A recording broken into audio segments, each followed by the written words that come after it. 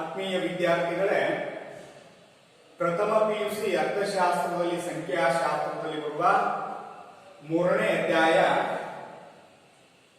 ದತ್ತಾಂಶಗಳ ಸಂಘಟನೆ. ಈಗಾಗಲೇ ಮೊದಲಿನ ಕ್ಲಾಸ್ ಒಳಗ ವಿಮುಕ್ತ ಅಥವಾ ಹೊರತಾದ ಪದ್ಧತಿ ಅಂತ ಹೇಳಿ ನೋಡಿದ್ವಿ. ಅದರ ಮೇಲೆ ಒಂದು ಲೆಕ್ಕಾಚಾರವನ್ನು ಮಾಡಿದ್ವಿ. ಅದರಂತೆ ಮತ್ತೊಂದು ವಿಧಾನದೊಳಗ ಯಾವ ರೀತಿ ಆವೃತ್ತಿ ವಿತರಣೆ ಮತ್ತು ಕೀಟು ವಿಧಾನಗಳನ್ನು ಗುರುತು ಮಾಡಿಕೊಳ್ಳುವುದು ಅನ್ನುವಂಥದ್ದನ್ನು ನೋಡೋಣ. ಇಲ್ಲಿ ಪ್ರಶ್ನೆ ಯಾವ ವಿಧಾನ? ಸಮಾವಿಷ್ಟಿತ ಅಥವಾ ಅಂತರ್ಗತೀಯ ವಿಧಾನ ಅಥವಾ ಒಳಗೊಂಡ ಪದ್ಧತಿ ಅಂತ ಕರೀತೀವಿ. ಸಮಾವಿಷ್ಟಿತ, ಅಂತರ್ಗತೀಯ ವಿಧಾನ ಅಥವಾ ಒಳಗೊಂಡ ಪದ್ಧತಿ ಅಂತ ಕರೀತೀವಿ. ಹಂಗಂದ್ರೆ ಅಂಕಿ ಅಂಶಗಳ ಮಾಹಿತಿಯನ್ನ ವರ್ಗೀಕರಿಸುವಾಗ ಒಂದು ವರ್ಗದ ಮೇಲ್ಮಿತಿಯು ಅದರ ಮುಂದಿನ ವರ್ಗದ ಕೆಳಮಿತಿಗೆ ಸಮನಾಗಿರದಿದ್ದರೆ ಅದನ್ನ ಸಮಾವಿಷ್ಟಿತ ಪದ್ಧತಿ ಅಥವಾ ಒಳಗೊಂಡ ಪದ್ಧತಿ ಅಂತ ಕರೀತೀವಿ. ನಿನ್ನೆ ವಿಮುಕ್ತ ಅಥವಾ ಹೊರತಾದ ಪದ್ಧತಿ ಒಳಗೆ ಏನ್ ನೋಡಿದ್ವಿ ನಾವು? ಒಂದು ವರ್ಗದ ಮೇಲ್ಮಿತಿ ಇನ್ನೊಂದು ವರ್ಗದ ಕೆಳಮಿತಿಗೆ ಸಮನಾಗಿದ್ದರೆ ಹೊರತಾದ ಪದ್ಧತಿ ಅಥವಾ ವಿಮುಕ್ತ ವಿಧಾನ ಅಂತ ಕರೆದಿದ್ವಿ. ಇನ್ನ ಒಳಗೊಂಡ ಪದ್ಧತಿ ಅಥವಾ ಸಮಾವೇಶಿತ ಪದ್ಧತಿ ಅಥವಾ ಅಂತರ್ಗತೀಯ ವಿಧಾನ ಅಂತಂದ್ರೆ ಒಂದು ವರ್ಗದ ಮೇಲ್ಮಿತಿಯು ಇನ್ನೊಂದು ವರ್ಗದ ಕೆಳಮಿತಿಗೆ ಸಮನಾಗಿರದಿದ್ದರೆ ಅಂತಹ ವಿಧಾನವನ್ನು ನಾವೇನಂತ ಕರಿತೀವಿ? ಸಂವೃತ್ತ, ಸಮಾವಿಷ್ಟಿತ ಅಥವಾ ಅಂತರ್ಗತೀಯ ವಿಧಾನ ಅಂತ ಕರೀತೀವಿ. ನಿಮ್ಗೆ ಕೇಳ್ತಾರೆ, ವ್ಯತ್ಯಾಸ 2 ಮಾರ್ಕ್ಸ್ ಕೇಳ್ತಾರೆ. ಸಮಾವಿಷ್ಟಿತ ಪದ್ಧತಿ ಮತ್ತು ವಿಮುಕ್ತ ವಿಧಾನ ಇವುಗಳ ನಡುವಿನ ವ್ಯತ್ಯಾಸವನ್ನ ಬರೆಯಿರಿ ಅಂದಾಗ ಅದರ ಅರ್ಥ ಮತ್ತು ಅದರ ಅರ್ಥವನ್ನು ಬರೆದ್ರೆ ಸಾಕು. ಇಲ್ಲಿ ಪ್ರಶ್ನೆ ಏನ್ ಕೇಳಿದ್ದಾರೆ ನೋಡೋಣ. ಅರ್ಥಶಾಸ್ತ್ರ ವಿಷಯದಲ್ಲಿ 70 ವಿದ್ಯಾರ್ಥಿಗಳು ಗಳಿಸಿದ ಅಂಕಗಳನ್ನು ಆಧರಿಸಿ ಸಮಾವಿಷ್ಟಿತ ಯಾವ ಪದ್ಧತಿಯನ್ನು ನೋಡ್ಕೋಬೇಕು ಮೊದಲು. ಸಮಾವಿಷ್ಟಿತ ಪದ್ಧತಿಯ ಮೂಲಕ ವರ್ಗಾಂತರ ಎಷ್ಟು ಕೇಳ್ಯಾರ? ವರ್ಗಾಂತರ 7 ಆಗಿರುವಂತೆ ಗೀಟು ಗುರುತು ವಿಧಾನವನ್ನ ಉಪಯೋಗಿಸಿ ಆವೃತ್ತಿ ವಿತರಣೆ ಪಟ್ಟಿಯನ್ನ ತಯಾರಿಸಿ ಅಂತ ಪ್ರಶ್ನೆ ಕೊಟ್ಟಿದ್ದಾರೆ. ಇಲ್ಲಿ ಕಚ್ಚಾ ದತ್ತಾಂಶವನ್ನ ಕೊಟ್ಟಿದ್ದಾರೆ. ಪ್ರಶ್ನೆ ಪತ್ರಿಕೆಯೊಳಗೆ ಯಾವ ವಿಧಾನದಲ್ಲಿ ಬಿಡಿಸಿದಾರ ಮತ್ತು ವರ್ಗಾಂತರ ಎಷ್ಟು ಅನ್ನೋದನ್ನ ತಿಳ್ಕೊಂಡು ಆ ಮೂಲಕ ಲೆಕ್ಕಾಚಾರ ಮಾಡಬೇಕಾಗುತ್ತೆ. ಇಲ್ಲಿ ಕಚ್ಚಾ ದತ್ತಾಂಶವನ್ನ ಕೊಟ್ಟಾರ. ಬೇರೆ ಬೇರೆ ರೀತಿ ಕಚ್ಚಾ ದತ್ತಾಂಶವನ್ನ ಕೊಡಬಹುದು ನೀವು. ಇಲ್ಲಿ 28, 17, 15, 22, 29, 21, 23, 27, 18, 12. ಆಮೇಲೆ 7, 2, 9, 4, 1, 8, 3, 10, 5, 20, 16, 12, 8, 4, 33, 27, 21, 15, 3, 36, 27, 21, 15, 3, 37, 16, 2, 8, 9, 2, 4, 6, 32, 31, 29, 18, 14, 13, 15, 11, 9, 7, 1, 5, 37, 32, 23, 24, 20, 19, 25, 19, 25, 19, 25, 19, 26, 9, 30. ಈ ರೀತಿ ಕಚ್ಚಾ ದತ್ತಾಂಶವನ್ನು ಬಳಸ್ಕೊಂಡು ನಾವೇನ್ ಮಾಡಬೇಕು? ವರ್ಗಾಂತರ 7 ಆಗಿರುವಂತೆ ಸಮಾವಿಷ್ಟಿತ ಪದ್ಧತಿ ಅಂತ ಕೊಟ್ಟಾರ. ನಾ ಹೇಳಿದೀನಿ, ಒಂದು ವರ್ಗದ ಮೇಲ್ಮಿತಿ ಅಂತಂದ್ರ 0. ಇದ್ರೊಳಗೆ ಹೈಯೆಸ್ಟ್ ಅಂಕಿ ಯಾವ್ದ? 1 ಅದ. ಎಲ್ಲದ ಹೈಯೆಸ್ಟ್ ಅಂಕಿ? ಲೋಯೆಸ್ಟ್ ಅಂಕಿ 1 ಅದ. ಹೈಯೆಸ್ಟ್ ಅಂಕಿ ಯಾವ್ದಪ್ಪ ಅಂತಂದ್ರೆ 36 ಅದ. ಹೀಗಾಗಿ ಇದ್ರೊಳಗ 1 ಇರೋದ್ರಿಂದ 0 ಆಗುತ್ತೆ ಇಟ್ಕೊಂಡು ನಾವು ತಗೊಳ್ತೀವಿ. ಹೀಗಾಗಿ 0 to 7 ಕೊಟ್ಟಿವಿ ಅಂತಂದ್ರೆ ಇದು ವರ್ಗದ ಕೆಳಮಿತಿ, ಇದು ವರ್ಗದ ಮೇಲ್ಮಿತಿ. ಇನ್ನ 8 to 15 ನೋಡಿ, ವರ್ಗದ ಮೇಲ್ಮಿತಿ ಇನ್ನೊಂದು ವರ್ಗದ ಕೆಳಮಿತಿಗೆ ಸಮನಾಗಿರದಿದ್ದರೆ ಇದು ಸಮಾವಿಷ್ಟಿತ ಅಥವಾ ಹೊರತಾದ, ಇಲ್ಲಿ ನೋಡ್ರಿ ಇದು ಒಳಗೊಂಡ ಪದ್ಧತಿ ಅಂತ ಕರಿ. ಇನ್ನು ಹೊರತಾದ ಪದ್ಧತಿ ಒಳಗೆ ಏನಿತ್ತು 0 to 5, ಹೌದಾ? 5 to 10 ಇದು ಒಳಗೊಂಡ ಪದ್ಧತಿ, ಇದು ಹೊರತಾದ ಪದ್ಧತಿ ಅಂತ ಕರೆದಿದ್ದೀವಿ. ಒಂದು ವರ್ಗದ ಮೇಲ್ಮಿತಿ ಇನ್ನೊಂದು ವರ್ಗದ ಕೆಳಮಿತಿಗೆ ಸಮನಾಗಿದ್ದರೆ ಅದನ್ನ ವಿಮುಕ್ತ ವಿಧಾನ ಅಥವಾ ಹೊರತಾದ ಪದ್ಧತಿ ಅಂತ ಕರೆದಿದ್ದೀವಿ. ಒಂದು ವರ್ಗದ ಮೇಲ್ಮಿತಿ ಇನ್ನೊಂದು ವರ್ಗದ ಕೆಳಮಿತಿಗೆ ಸಮನಾಗಿರದಿದ್ದರೆ ಅದನ್ನ ಸಮಾವಿಷ್ಟಿತ ಪದ್ಧತಿ ಅಥವಾ 0 to 7 ಒಳಗೆ 7ಅನ್ನ ಒಳಗೊಂಡಿರುವುದರಿಂದ ಇದನ್ನ ಒಳಗೊಂಡ ಪದ್ಧತಿ ಅಥವಾ ಅಂತರ್ಗತೀಯ ವಿಧಾನ ಅಂತ ಕರಿತೀವಿ.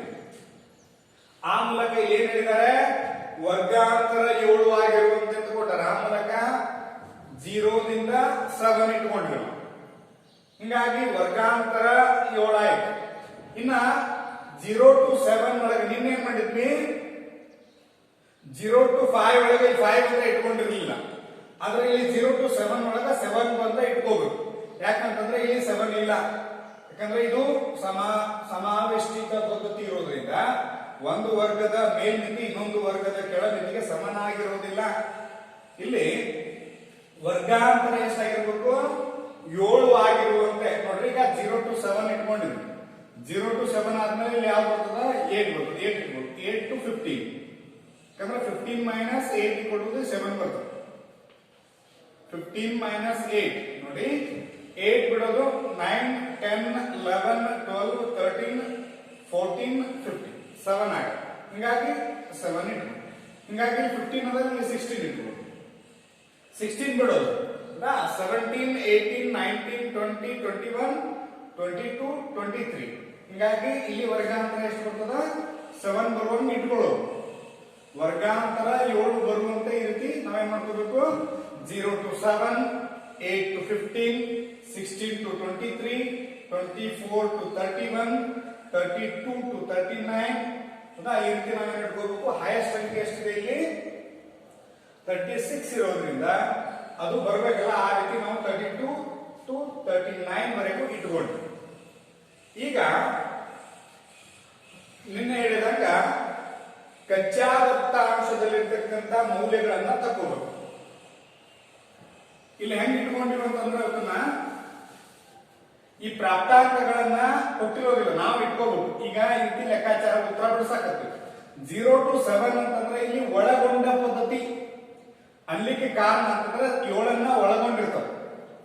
ಆದ್ರೆ ಹೊರತಾದ ಪದ್ಧತಿ ಒಳಗೆ 0 to 5 ಒಳಗ 5 ಬರಲ್ಲ. ಹೀಗಾಗಿ 5 ಅನ್ನ ಹೊರತಾದ ಪದ್ಧತಿ ಅಂತ ಕರೆದ, ಅಥವಾ ವಿಮುಕ್ತ ವಿಧಾನ ಅಂತನೂ ಕರೆದ. ಈಗ 0 to 7 ಒಳಗೆ ಯಾವ ಬರಲ್ಲ ಅವು ಅಂಕಿಗಳನ್ನು ನೋಡ್ಕೊಳ್ಳೋದು. ಈಗ 7 ಹಿಡ್ಕೋಬೇಕು. ಹೀಗಾಗಿ 7, ಆಮೇಲೆ 4, ಆಮೇಲೆ 2, 6, 7, ಆಮೇಲೆ 1, then 4, 4, 3, 5, 1,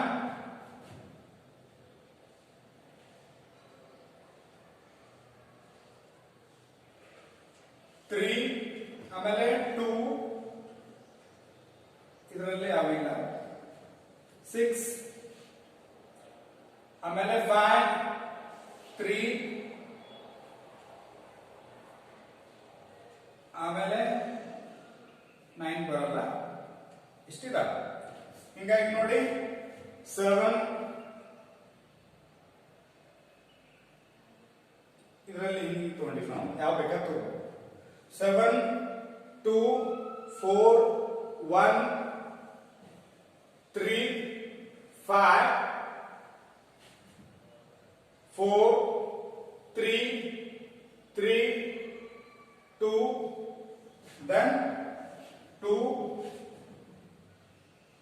4, 6, ಆಮೇಲೆ 7, 1, 5, 6. ಇವುಗಳನ್ನ ಏನ್ ಮಾಡ್ಕೊಳ್ಳೋದು, ಮೌಲ್ಯಗಳನ್ನ ಬರ್ಕೊಳ್ಳೋದು. ಆ ಮೂಲಕ ಎಷ್ಟು ಮೌಲ್ಯಗಳಾದ್ರು ಅಂತ ನೋಡ್ಕೊಳ್ಳೋದು. 1, 2, 3, 4, 5, 6, 7 8 9 10 11 12 13 14 15 16 17 ಹಿಂಗಾಗಿ ಆವೃತ್ತಿಗಳು ಎಷ್ಟು ಬರ್ಕೋಬೇಕು 17 ಅಂತ ಬರ್ಕೋಬೇಕು ಹಿಂಗಾಗಿ ಗೀಟುಗಳು ಎಷ್ಟು ಬರ್ತವೆ 1 2 3 4 5 6 7 8 9 10 11 12 13 14 15 ಆಮೇಲೆ 16 17 ಅಂದ್ರೆ ಈ ರೀತಿ 4 ಆದ 5ನೇ ಮಾಡ್ಕೋಬೇಕು ಅಡ್ಡ ಹಿಡ್ಕೋಬೇಕು ಆ ಮೂಲಕ 17 ಆವೃತ್ತಿಗಳದಾವ ಇನ್ನು ವರ್ಗದ ಮಧ್ಯಬಿಂದು ನಾವು ಹೇಳಿದ್ವಿ ವರ್ಗದ ಮಧ್ಯ ಮೌಲ್ಯವನ್ನ ಕಂಡುಹಿಡಿಯಬೇಕಾದ್ರೆ ಮೇಲ್ಮಿತಿ ಪ್ಲಸ್ ಕೆಳಮಿತಿ ಡಿವೈಡೆಡ್ ಬೈ 2 ವರ್ಗದ ಮೇಲ್ಮಿತಿ ಪ್ಲಸ್ ವರ್ಗದ ಕೆಳಮಿತಿ ಡಿವೈಡೆಡ್ ಬೈ 2 ವರ್ಗದ ಮೇಲ್ಮಿತಿ 0 ವರ್ಗದ ಮೇಲ್ಮಿತಿ 7 ಹೀಗಾಗಿ ಏನಾಗುತ್ತೆ ವರ್ಗದ ಮೇಲ್ಮಿತಿ 0 ಪ್ಲಸ್ 7 ಡಿವೈಡೆಡ್ ಬೈ 2 ಹೌದಾ ವರ್ಗದ ಮೇಲ್ಮಿತಿ ಪ್ಲಸ್ ವರ್ಗದ ಕೆಳಮಿತಿ divided by 2 equal to the 7 divided by 2 2 ಮೂರನೇ 6 1 ಉಳಿತು ಪಾಯಿಂಟ್ ತಗೊಂಡ್ರೆ 10 ಆಯ್ತು 2 ಐದನೇ 10 3.5y ಈ ರೀತಿ ನಾವೇನ್ ಮಾಡ್ಕೋಬೇಕಂತಂದ್ರೆ ಲೆಕ್ಕಾಚಾರವನ್ನ ಮಾಡ್ಕೋಬೇಕು ಆ ಮೂಲಕ ವರ್ಗದ ಮಧ್ಯ ಮೌಲ್ಯ ಎಷ್ಟಾಗುತ್ತೆ 3.5 ಈ ರೀತಿ ನಾವು ಕಂಡುಕೋಬೇಕು ಇನ್ನು ಸೇಮ್ ಪ್ರೋಸೆಸ್ ಇಲ್ಲಿ ಯಾಕಂದ್ರೆ ಇದು ಸಮಾವಿಷ್ಟಿತ ಪದ್ಧತಿ ಅಥವಾ ಒಳಗೊಂಡ ಪದ್ಧತಿ ಇರೋದು ಒಂದು ವರ್ಗದ ಮೇಲ್ಮಿತಿ ಇನ್ನೊಂದು ವರ್ಗದ ಕೆಳಮಿತಿಗೆ ಸಮನಾಗಿರುವುದಿಲ್ಲ ಆ ಮೂಲಕ ಇಲ್ಲಿ 7 ಇಲ್ಲಿ 8 ಹೀಗಾಗಿ 8 ರಿಂದ 15ರವರೆಗೆ 15 ಹಿಡಿದು ನಾವೇನ್ ಮಾಡ್ಕೋಬೇಕು ಯಾವ ಇದಾವಲ್ಲ ಅವನ್ನ ಆರಿಸ್ತಾ ಹೋಗ್ಬೇಕು ಆ ಮೂಲಕ ಲೆಕ್ಕಾಚಾರದೊಳಗೆ ನಾವೇನ್ ಮಾಡೋದು ಅಂತಂದ್ರೆ ತಕ್ಕೊಳ್ಳೋದಾದ್ರೆ ಈಗ ಈ ರೀತಿ ಹಿಂಗ್ ತಕೊಂಡ್ರೆ 15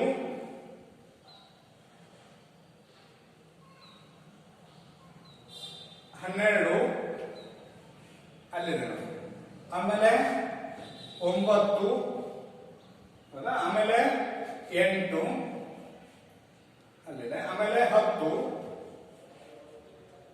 ಆಮೇಲೆ 12 ಆಮೇಲೆ 8 ಆಮೇಲೆ 15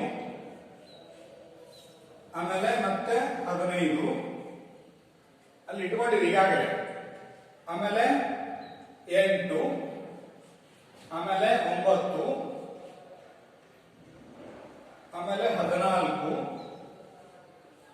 ಆಮೇಲೆ 15 ಆಮೇಲೆ 11 ಆಮೇಲೆ 9 ಆಮೇಲೆ 9 ಈ ರೀತಿ ನಾವೇನ್ ಮಾಡ್ಕೋಬೇಕಂತಂದ್ರೆ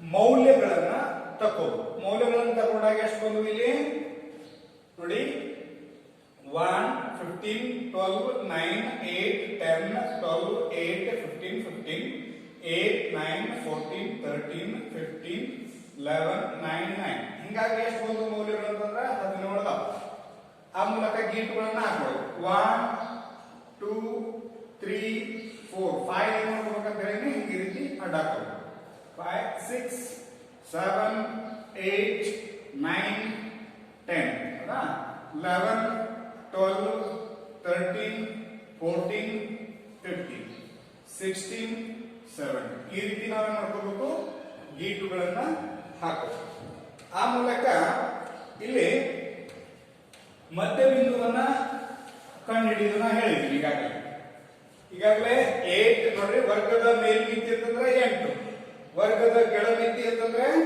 15 ಹೀಗಾಗಿ 8 ಪ್ಲಸ್ 15 ಡಿವೈಡೆಡ್ ಬೈ 2 ಅಂದ್ರೆ ವರ್ಗದ ಮೇಲ್ಮಿತಿ ಪ್ಲಸ್ ವರ್ಗದ ಕೆಳಮಿತಿ ಡಿವೈಡೆಡ್ ಬೈ 2 ಹೀಗಾಗಿ 23 ಡಿವೈಡೆಡ್ ಬೈ 5 ಮಾಡಿದ್ರೆ ಇಲ್ಲಿ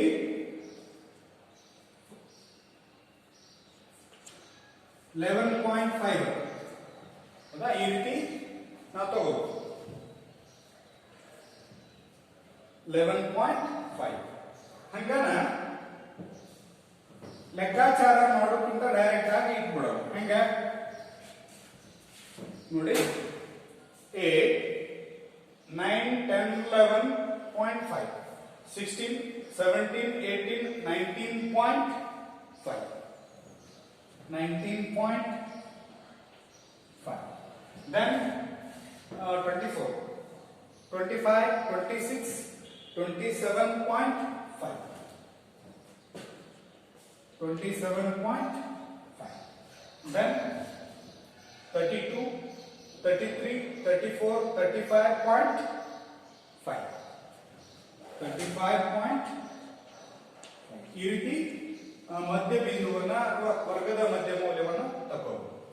ಈಗೇನು ನಾವು ಬೇರೆ ಬೇರೆ ಕಚ್ಚಾ ದತ್ತಾಂಶಗಳನ್ನ ಬೇರೆ ಬೇರೆ ಗುರುತುಗಳನ್ನ ಮಾಡಿಕೊಂಡು ಅದರಲ್ಲಿರ್ತಕ್ಕಂಥ ಮೌಲ್ಯಗಳನ್ನ ತಕೊಂಡ್ವಲ್ಲ, ಅಲ್ಲಿ ಏನ್ ಮಾಡಿದ್ವಿ, 0 ದಿಂದ 7 ಅನ್ನ ಬಿಡ್ತಿದ್ವಿ. ಯಾವ ವಿಧಾನದೊಳಗ? ವಿಮುಕ್ತ ವಿಧಾನ ಅಥವಾ ಹೊರತಾದ ಪದ್ಧತಿ ಅಂತ ಕರೀತಾರೆ. ಯಾಕಂದ್ರೆ ಇದನ್ನ ಬಿಟ್ಟು ಅಂಕಿಯನ್ನ ತಗೊಳ್ತೀವಿ. ಆದ್ರೆ ಒಳಗೊಂಡ ಪದ್ಧತಿ ಅಥವಾ ಸಮೃದ್ಧ ವಿಧಾನ ಇರೋದ್ರಿಂದ 0 to 7 ವರೆಗೆ ಎಲ್ಲಾ ಮೌಲ್ಯಗಳನ್ನ ತಕೊಂಡು ಈ ರೀತಿ ಮೌಲ್ಯಗಳನ್ನ ಬರ್ಕೋಬಹುದು. ಆ ಮೂಲಕ 8 ರಿಂದ 15ರವರೆಗೆ ಬರುವ ಎಲ್ಲಾ ಮೌಲ್ಯಗಳನ್ನು ತಕೊಂಡು ಬರ್ಕೋಬಹುದು. ಹಂಗ 16 to 23 ನೋಡಿ, 16 to 23 ಒಳಗೆ ಯಾವ ಬಂದವಲ್ಲ ಅದನ್ನ ನೋಡ್ಕೋಬಹುದು. ಇಲ್ಲಿ 1, 2, 3, 4, 5, ಆಮೇಲೆ 6, 7, 8, 9,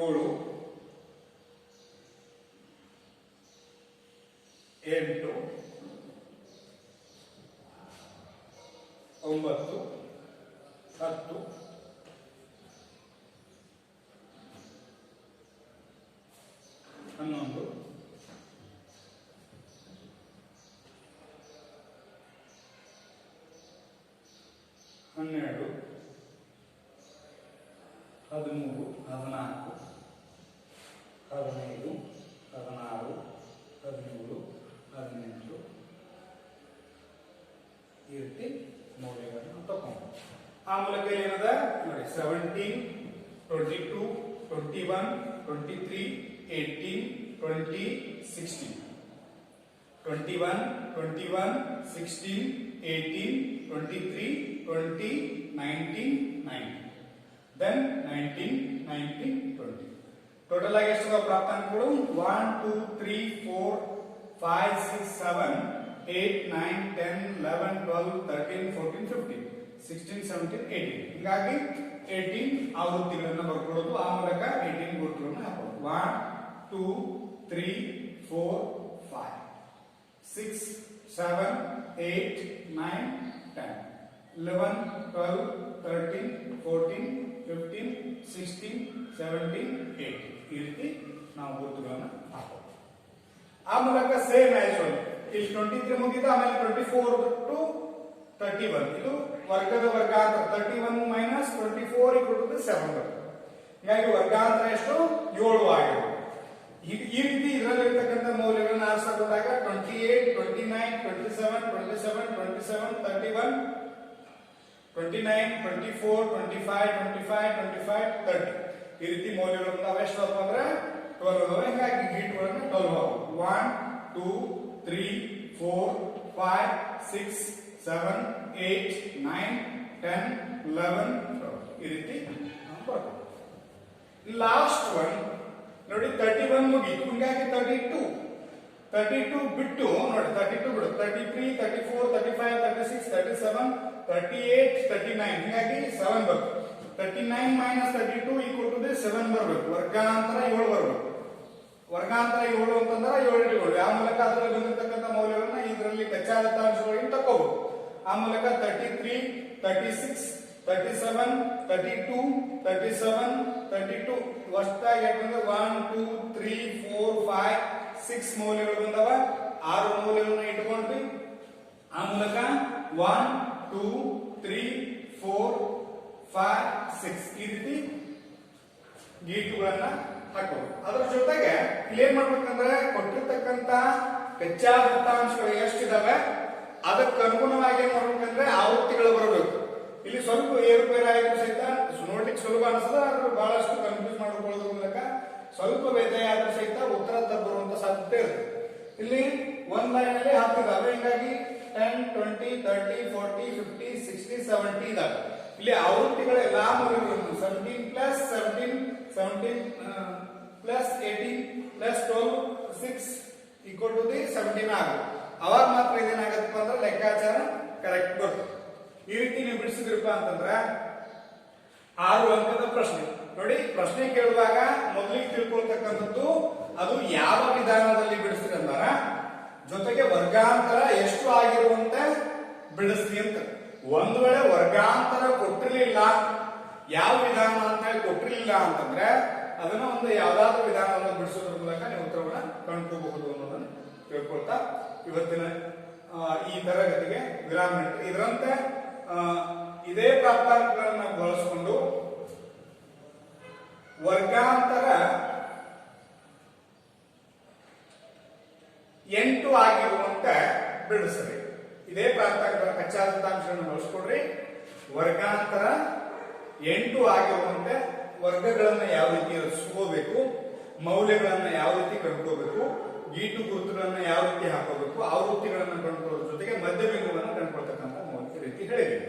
ಹೀಗಾಗಿ ಇಲ್ಲಿ ವರ್ಗಾಂತರ ಯಾವ ವಿಧಾನದೊಳಗ ಸಮಾವಿಷ್ಟಿತ ಅಂತಂದ್ರೆ ಒಂದು ವರ್ಗದ ಮೇಲ್ಮಿತಿ ಇನ್ನೊಂದು ವರ್ಗದ ಕೆಳಮಿತಿಗೆ ಸಮನಾಗಿರದಿದ್ದರೆ ಅದನ್ನ ಸಮಾವಿಷ್ಟಿತ ಪದ್ಧತಿ ಅಥವಾ ಒಳಗೊಂಡ ಪದ್ಧತಿ ಅಥವಾ ಅಂತರ್ಗತೀಯ ವಿಧಾನ ಅಂತ ಕರೀತಾರೆ. ಈಗ ಸಮಾವಿಷ್ಟದ ಪದ್ಧತಿ ಒಳಗ ಇದೇ ಕಚ್ಚಾ ದತ್ತಾಂಶಗಳನ್ನ ಬಳಕೆ ಮಾಡ್ಕೊಂಡು ಏನ್ ಮಾಡಿರಂತಂದ್ರ ವರ್ಗಾಂತರ 7 ಐತಲ್ಲ, ಈಗ 8 ಇಟ್ಕೊಂಡು ಏನ್ ಮಾಡಿರಪ್ಪ ಅಂತಂದ್ರ ಇದೇ ರೀತಿ ಒಂದು ಪ್ರಾಬ್ಲಮ್ ಅನ್ನ ಬಿಡಿಸಿ ಆವೃತ್ತಿಗಳನ್ನ ಕಮೆಂಟ್ ಮಾಡೋದ್ರ ಮೂಲಕ ತಿಳಿಸ್ರಿ ಅಂತ ಹೇಳ್ತಾ ಈ ಕ್ಲಾಸ್ಗೆ ಧನ್ಯವಾದಗಳು.